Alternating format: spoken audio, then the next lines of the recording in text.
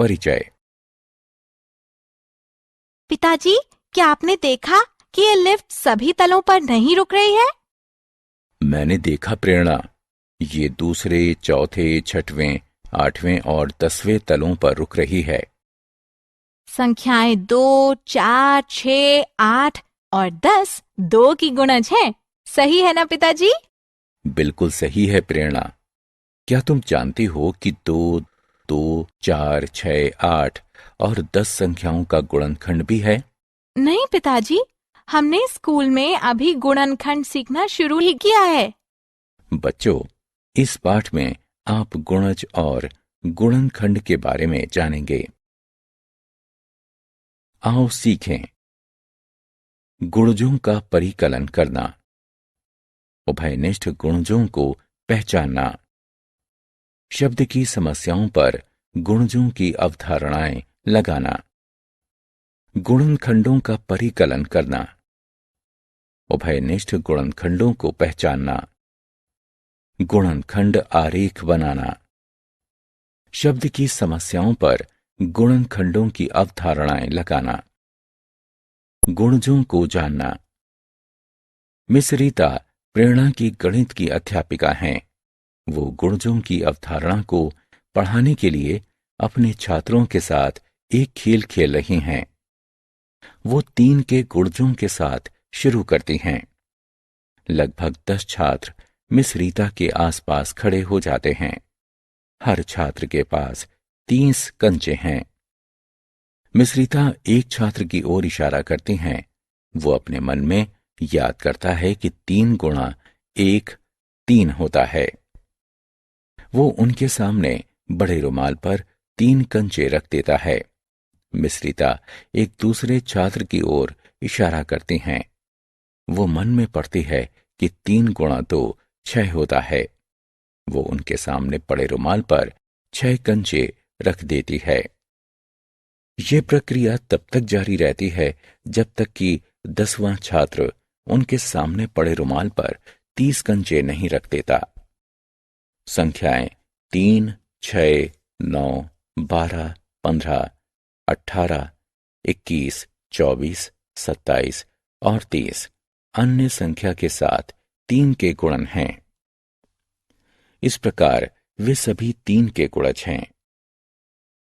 गुणजों की मूल बातें। एक संख्या के गुणज वे संख्याएं होती हैं जो वास्तविक संख्या के साथ किसी अन्य संख्या का गुणन होती हैं। गुणजों को बेहतर ढंग से समझने के लिए आइए निम्न पर गौर करते हैं। गुणजों के तथ्य, उभयनिष्ठ गुणज एवं गुणजों के अनुप्रयोग। गुणजों के तथ्य। अब हम गुणजों के कुछ दिलचस्प तथ्यों को जानेंगे। वेद प्रेरणा का छोटा भाई है। वो 4 कंचों का एक बक्सा खरीदता है। वो कंचों की कुल संख्या को इस प्रकार बतलाता है, 4 गुणे 1 बराबर 4। प्रेरणा बिस्किट का एक पैकेट खरीदती है जिसमें 5 बिस्किट हैं। वो बिस्किटों की कुल संख्या को इस प्रकार बतलाती है, 5 गुणा 1 बराबर 5। रश्मि प्रेरणा की बड़ी बहन है। वो 1 किलो आम घर लाती है जिसमें 6 आम होते हैं। वो आमों की कुल संख्या को इस प्रकार बतलाती है, 6 गुणा 1 बराबर 6। इन आंकड़ों से ये तो स्पष्ट हो जाता है कि हर संख्या खुद उस संख्या की गुणज होती है। वेद 4 कंचों का एक और बक्सा खरीदता है। वो कंचों की कुल संख्या को इस प्रकार बतलाता है, 4 गुणे 2 बराबर 8। प्रेरणा 5 बिस्किटों वाले 2 पैकेट और खरीदती है। वो बिस्किटों की कुल संख्या को इस प्रकार बतलाती है, 5 गुणे 3 बराबर 15। रश्मि 3 किलो आम और खरीदती है जिसमें हर 1 किलो में 6 आम हैं। वो आमों की कुल संख्या को इस प्रकार बतलाती है, 6 गुणे 4 बराबर 24। इन आंकड़ों से यह स्पष्ट हो जाता है कि हर संख्या खुद की सबसे छोटी गुणज होती है। वेद 4 कंचों का एक और बक्सा खरीदता है। कुल कंचों की संख्या है 4 गुणे 3 बराबर 12। प्रेरणा 5 बिस्कुटों वाले 2 पैकेट और खरीदती है। बिस्कुटों की कुल संख्या है 5 गुणे 5 बराबर 25। रश्मि 3 किलो आम और खरीदती है, जिसमें हर किलो में 6 आम हैं। अब आमों की कुल संख्या है 6 गुणे 7 बराबर 42। इन आंकड़ों से ये स्पष्ट हो जाता है कि एक संख्या के नए गुणजों को इस संख्या में एक नई संख्या से गुणा करके तैयार किया जा सकता है। इस तरह एक संख्या के अनंत गुणज होते हैं।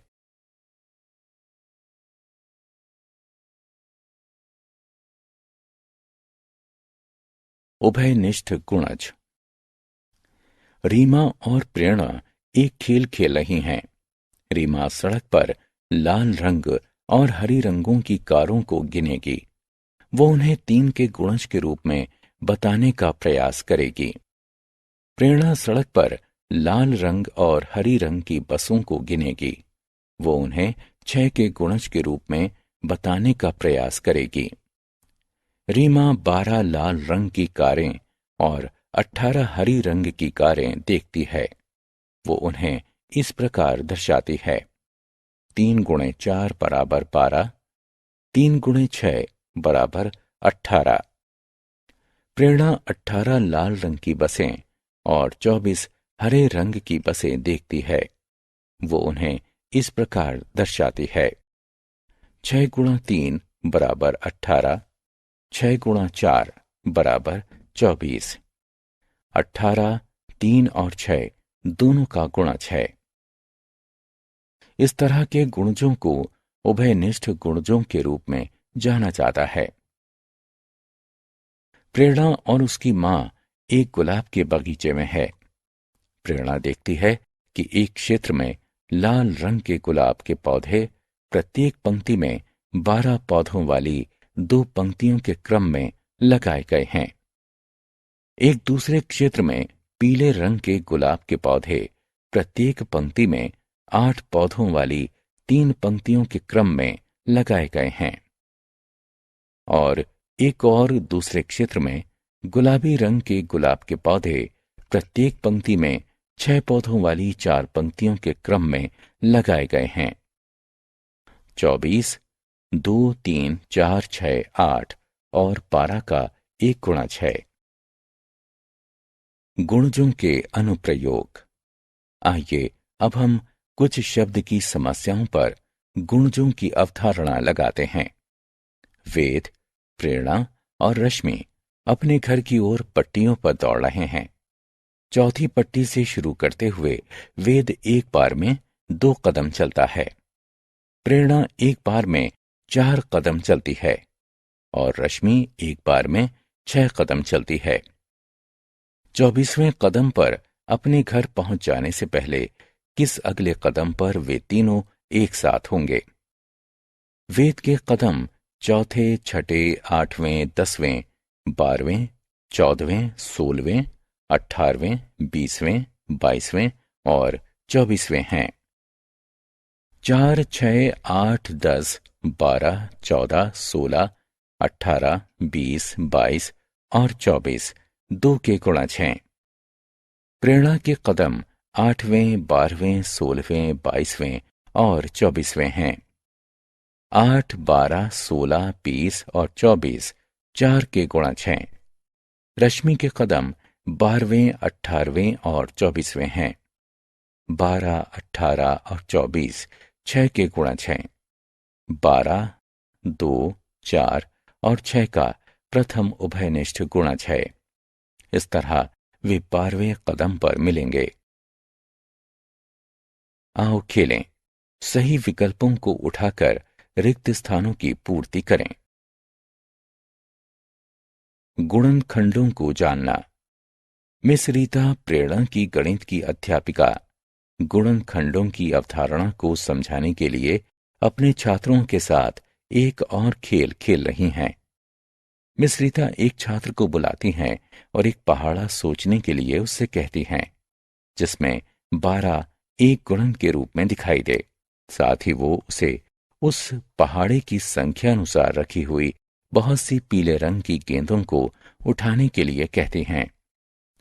छात्र 2 पीले रंग की गेंदें उठाता है, अर्थात उसने 2 का पहाड़ा सोचा था। वो 4 और छात्रों के साथ इस अभ्यास को दोहराती हैं, जिसके परिणाम स्वरूप 2, 3, 4, 6 और 12 प्राप्त होते हैं, अर्थात 2, 3, 4, 6 और 12 12 के गुणज हैं। गुणनखंडों की मूल बातें। एक संख्या के गुणनखंड वे संख्याएं होती हैं जो वास्तविक संख्या को भाग देने से प्राप्त होती हैं तथा शेष शून्य होता है। गुणनखंडों को बेहतर समझने के लिए आइए देखते हैं गुणनखंडों के तथ्य।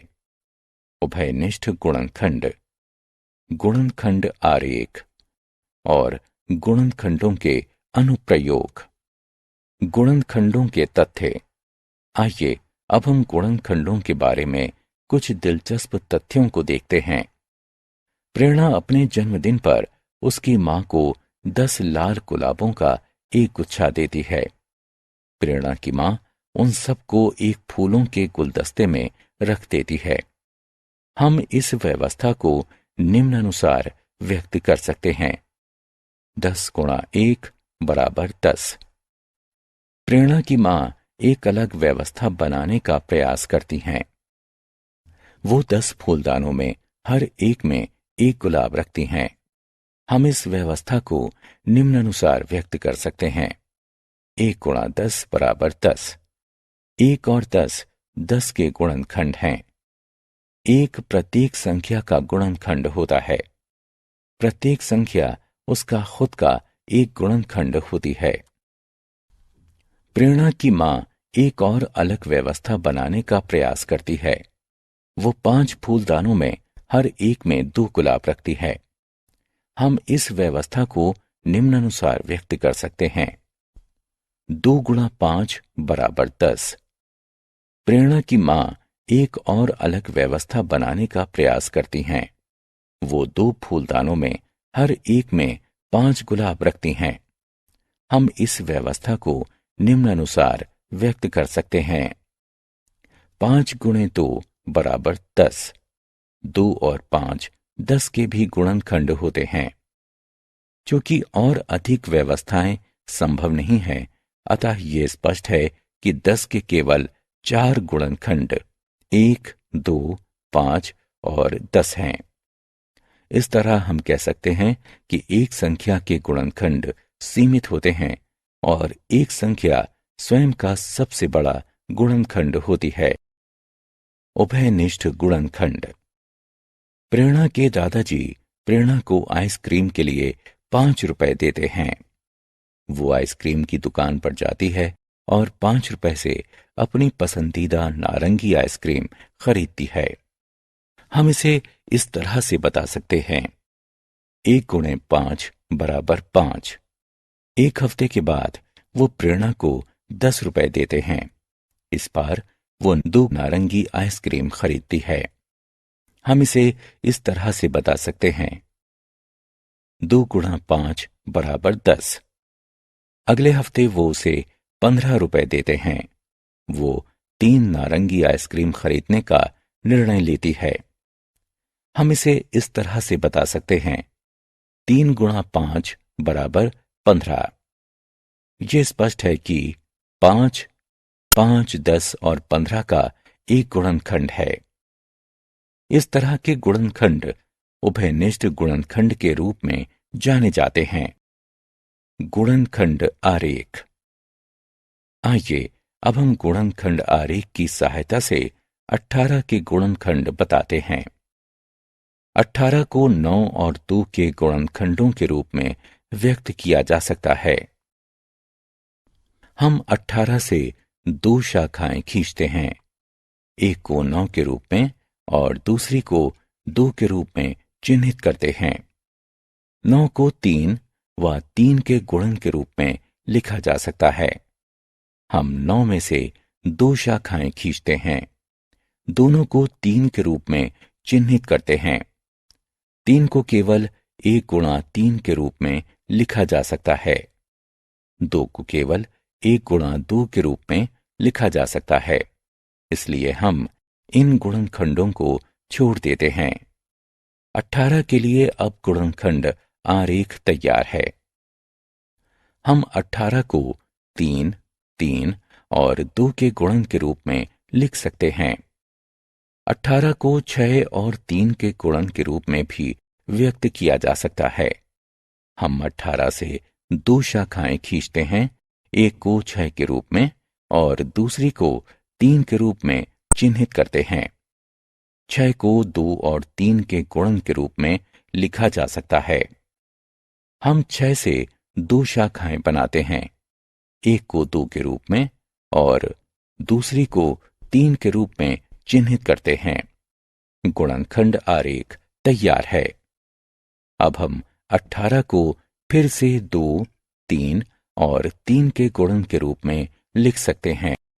गुणनखंडों के अनुप्रयोग। आइए अब हम कुछ शब्दों की समस्याओं के लिए अवधारणा लगाते हैं। प्रेरणा के पास एक चार्ट पेपर है जो 4 फीट लंबा और 6 फीट चौड़ा है। उसे चार्ट पेपर पर तस्वीरें चिपकानी हैं। उसके पास हर तस्वीर अलग अलग आयामों की हैं। 2 feet by 2 feet, 3 feet by 3 feet और 2 फीट बाय 5 फीट।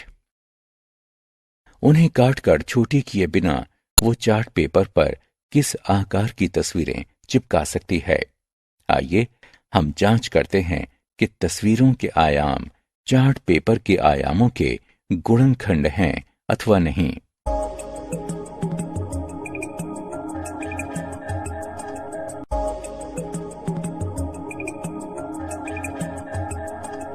पहली तस्वीर के आयाम चार्ट पेपर के आयामों का एक गुणनखंड है।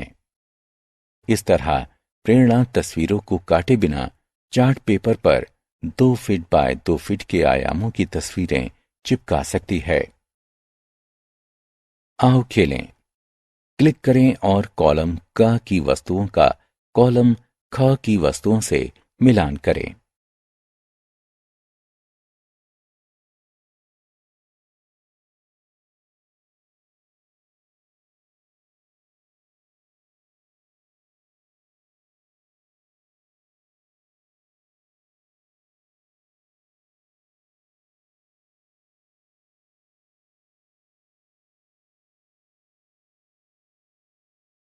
हमने क्या चर्चा की?